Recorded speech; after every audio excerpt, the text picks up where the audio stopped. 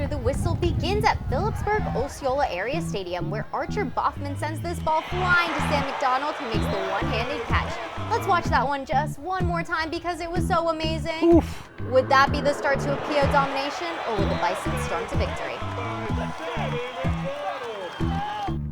Welcome to week 2 of After the Whistle. I'm Annika Wagner, live in University Park, where our video crews and our normal crews are just getting back into the newsroom from that game and others around District 6. And I'm Justin Chevalella. We'll bring you all those highlights straight ahead. Plus, the Nittany Lions return home from a dominant win against the Mountaineers, where the only way West Virginia could stop Penn State was through the weather. And Justin, the Paris Paralympics are in full swing, and we have 2 After the Whistle reporters across the Atlantic excited to bring us all the news. Football, Paralympics, and more coming up on After the Whistle.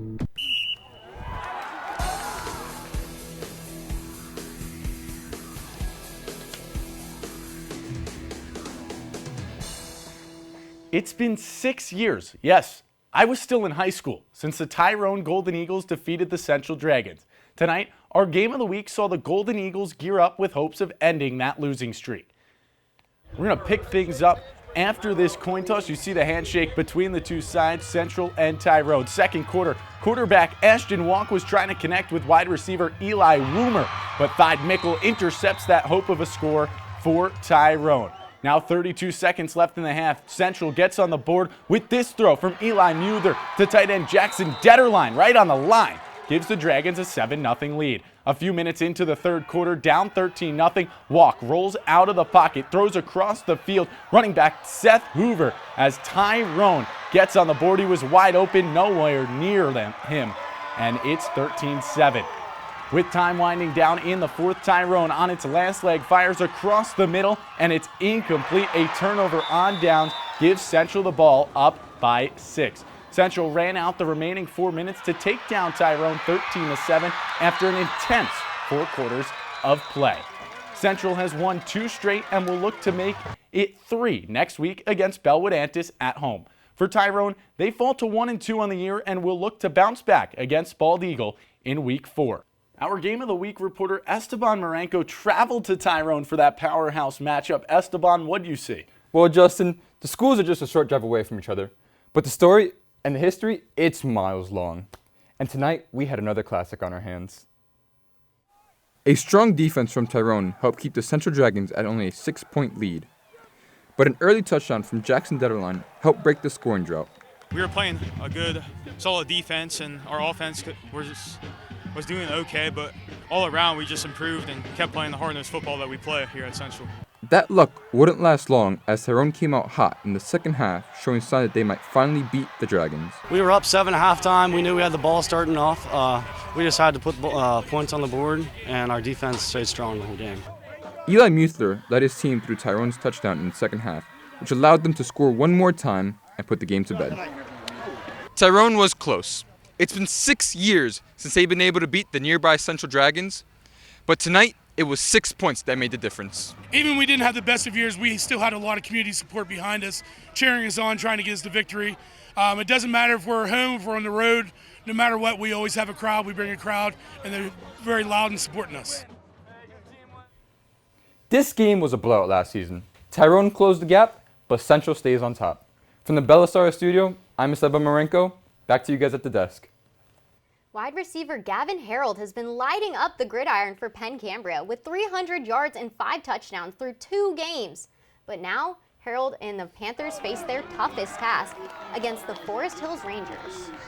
Let's take you now late into the first quarter. Nate Cornell throws a screen to Austin Pramick, and Forest Hills gets the early lead 7-0.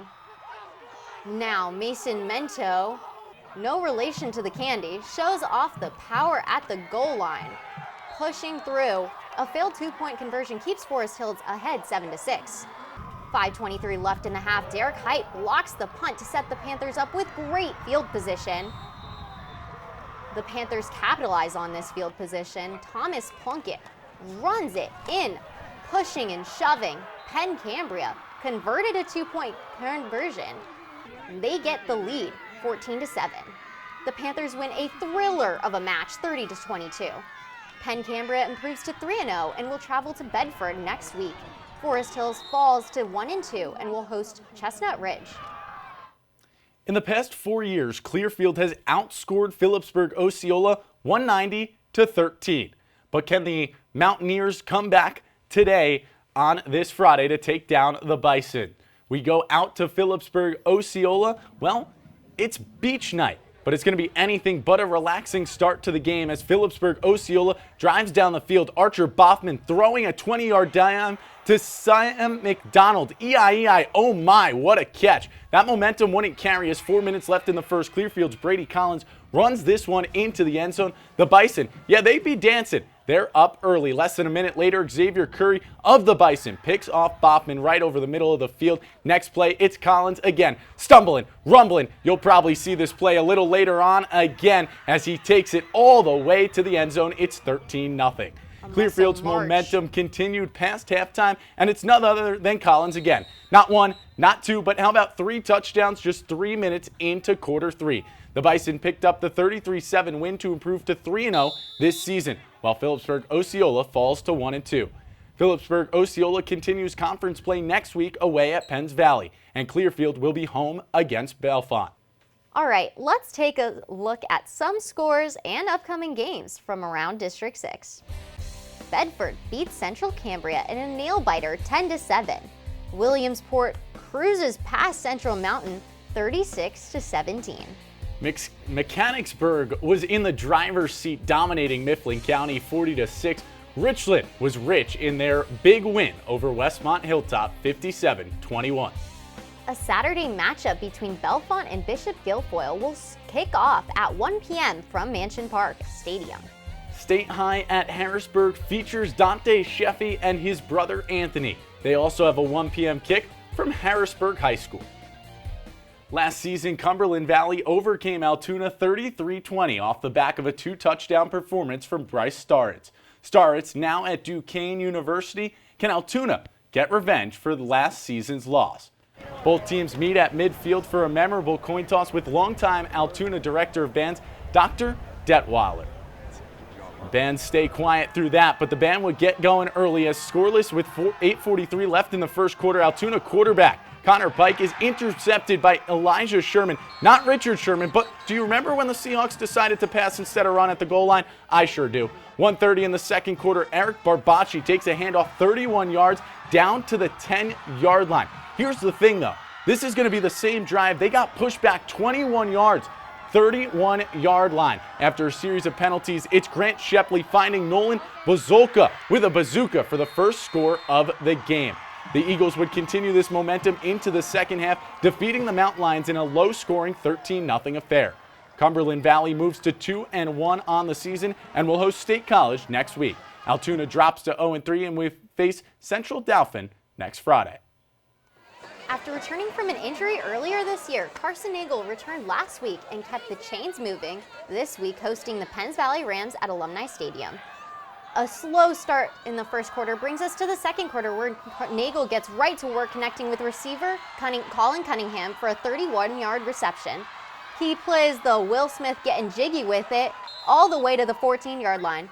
Carnell Noon punches it through for the Bald Eagle touchdown right before this drive, spoiling an interception as Ethan Shirt climbs the Eiffel Tower like a pastry. Nagel gets comfortable in the red zone, but his strike down the middle is intercepted by Colton Shaver in what could have been a game changer for Penns Valley, turned into a prolonged nightmare for the Rams, putting Bald Eagle up 16-0 in the second quarter.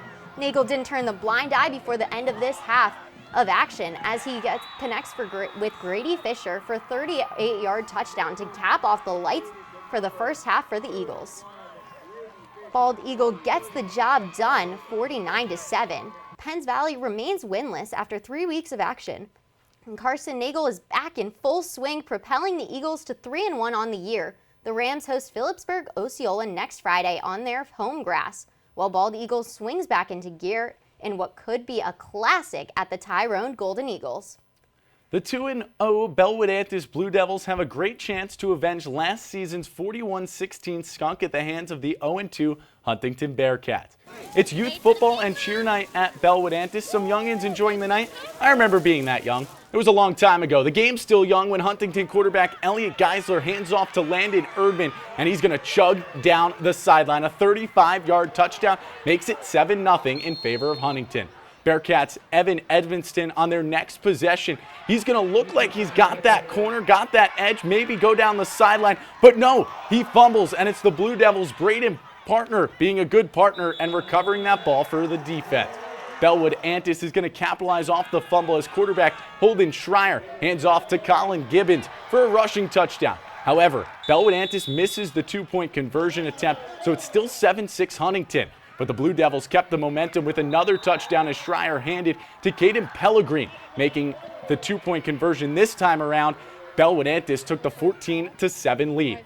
Back and forth for the rest of the game, but Bellwood Antis held back Huntington, winning 20-14. Huntington falls to 0-3, and they will play Bishop Guilfoyle at home next Friday, while Bellwood Antis remains undefeated at 3-0 and is set to go on the road to face Central. When we return, we will bring you Penn State football and the Paris Paralympics. But first, here are some scores from around the PIAA.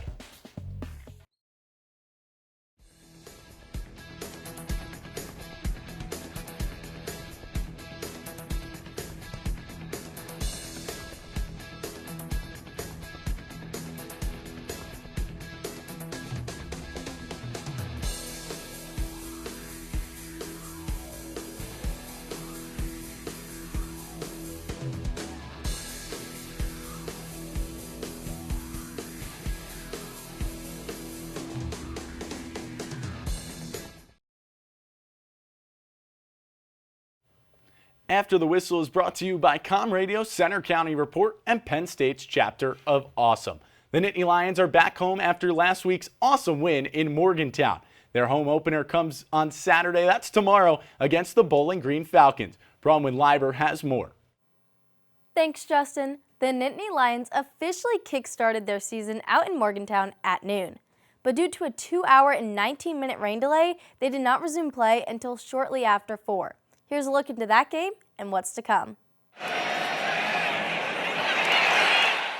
The Nittany Lions hit the country roads as they traveled out to take on West Virginia for their season opener. The team welcomed 3 new coordinators this past offseason, all of which who had the opportunity to present their blueprints for the upcoming season. Offensive coordinator Andy Kotelnicki provided immediate impact for the blue and white with 15 explosive plays, 7 through the air and 8 on the ground, giving the Nittany Lions the 34-12 victory. Anthony Donko stated, No, like we talk about on the offense, like we want to win the game, like we don't want to just like go out there and like not try to lose, and so like every chance we get, we trying to like score. And so, like, we already been, like, taught that. Penn State remains ranked number 8 in the polls as other Big Ten teams rise and fall. The Nittany Lions now prepare for their season home opener as they take on Bowling Green. Despite the victory, Coach Franklin has things he feels need to be ironed out before stepping back onto the field. As you guys have heard me say before, it's not necessarily the penalties that happen during the play. It's the pre-snap penalties and the post-snap penalties. Those are the ones that you got to clean up because they're focus and discipline penalties. The team will look to polish off any early season rust and remain undefeated on the season. This will be the Blue and White's annual Thon game as the 107,000 family reunion is set to kick off tomorrow at noon. Back to you guys at the desk. It's time for the Paris Paralympics to take the stage and for adaptive athletics to take the stage at Penn State. Eric Morris reports on more. Adaptive athletics has officially returned to Penn State. The program was paused for almost 3 years after facing struggles through the COVID-19 pandemic. We have to compete with the places like Alabama, Michigan, Illinois, Arizona. Saturday, a fundraiser was held at Pagula Ice Arena as a kickoff event for the program's return. This is a way to not only cover just overall costs of running a program like this, but mostly to have scholarship funds for those athletes. Chuck Sapula founded the Rise Above Foundation to revitalize the adaptive athletics program. He says it was a trip to the 2008 Paralympics in Beijing with a Penn State student athlete that inspired him. It really won my heart, changed my life. Watching these adaptive athletes, so courageous and so vital, performing in front of thousands of people. The Chinese filled their stadiums for those games. Max Malik is a wheelchair user who travels to State College to play sled hockey with the State College Coyotes, a team that Penn State men's hockey is finding ways to assist both on and off the ice. They've changed my life. I mean, being able to play in the Sled Hockey Classic last year, building relationships, becoming friends with the team, and Coach Kidalski, they're the nicest people I've ever met. They mean the absolute world. They mean so much to me, and I wouldn't be where I am without their support and the facilities that they provide us. And not just me specifically, but the State College Coyotes. The work that Dylan Lugers has done has been absolutely phenomenal, and I can't wait to see what else they're able to do for us. Dylan Lugers won the NCAA Hockey Humanitarian Award last year due to his work creating the Sled Hockey Classic to raise money for the Coyotes. It just gives us more exposure. There's so many people that don't realize that Penn State has a program for adaptive athletes, so we need to do a lot of work to get the word out and get that exposure. In State College, I'm Eric Morris with the Center County Report. If you are interested in donating, visit riseaboveability.com. Well, I don't know if you know this, Annika, but Max Malik, who was featured in that story, is also a two-time Belisario summer camp camper. And Mike Bolger, our managing editor, was his camp counselor. That's awesome. I'm not sure about Mike being his counselor, though. He's kind of scary. Definitely is. But that's certainly good news to hear. Penn State is working hard to revamp their adaptive athletics program. Sure is. And you know who else is working hard? How about Amanda Vogt and Jack Rachinsky? They are in Paris with a group of Belisario College students hard at work a few time zones away, working with the Associated Press to cover the Paris 2024 Paralympics for the John Curley Center for Sports Journalism. What a beautiful view. It looks pretty early there, Jack and Amanda. Good morning. Bonjour. Comment ça va? Qu'est-ce qui se passe? Thanks, Justin, Annika. No, this is not a green screen behind us. We are here in Paris in front of the Arc de Triomphe covering the 2024 Paralympic Games. And one of the big things that we've been talking about throughout this game, me and Amanda writing, is not only the results of the games, but also the storylines that come with it. For example, I've been talking about the technological arms race that's been going on in Paralympic cycling. I got to speak with the director of U.S. Paracycling, Ian Lawless, who said that paracycling's become less about just fitting the actual athlete, making them feel comfortable, but also getting competitive advantage out of it, whether that's aero testing, wind tunnel, race suits, and even the helmets as a way to get a competitive advantage on the rest. It's been a really cool story to follow throughout the Paralympic Games. And at all the venues, we've seen the Parisian fans come in force, cheering on not only their own, but everyone around the world. And the big question is, will the U.S. be able to do the same in Los Angeles in 2028? Yesterday, I spoke with the CEO of LA28, Reynold Hoover, who said that he's confident the U.S. can.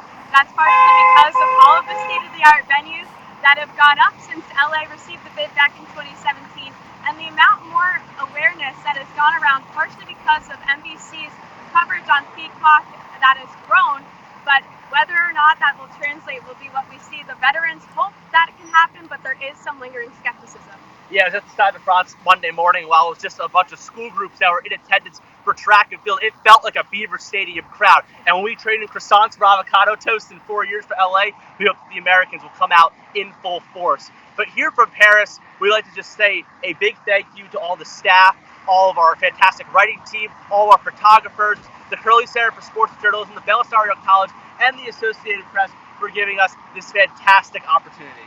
Be sure to follow all of our content that we've been producing at apnews.com/Paralympics. You'll see all of our stories that we'll have throughout the week until we come back on Sunday.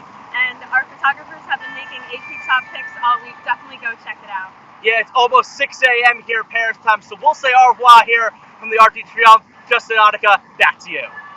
I hope they've had some chocolate muffins. I have to assume they have, but thank you, Jack and Amanda. It looks like it's been an incredible week in Paris. And speaking of an incredible week 3 of high school football, deserves 3 incredible plays to end the night. Starting off at number 3, Brady Collins pushes and rushes through defenders, rumbling his way into the end zone, taking it all the way to the house for his 2nd touchdown of the game. In the 2 slot, Carson Nagel is no stranger to our list, but Colin Cunningham is the one who makes it happen this time. Cunningham, more like cutting ham, slicing and dicing through defenders. Just look at him go. Put those defenders right on skates. And now for our final play. It's the one you've already seen twice, but why not a 3rd time? It's just that good. As there you see Sam McDonald, that one-arm diving catch, 20-yard dot from Asher Boffman to give Clearfield momentum on their opening drive. Just another incredible week here at After the Whistle. Tons of great plays, tons of great games. Yeah, and an amazing week in Paris, apparently. Yes, it looked like that for Jack and Amanda. For more updates about our show and coverage of our games, as well as Paris and the Paralympics, follow us on Twitter and Instagram at ATWPSU. I'm Justin Chevalella. And I'm Annika Wagner. That's all from this week's edition of After the Whistle. Tune in next week for more coverage of District 6 and Penn State football. And now enjoy these incredible clips from this rocking Friday night feature, Tyler Bowman from Penn Cambria and KISS cover band from P.O.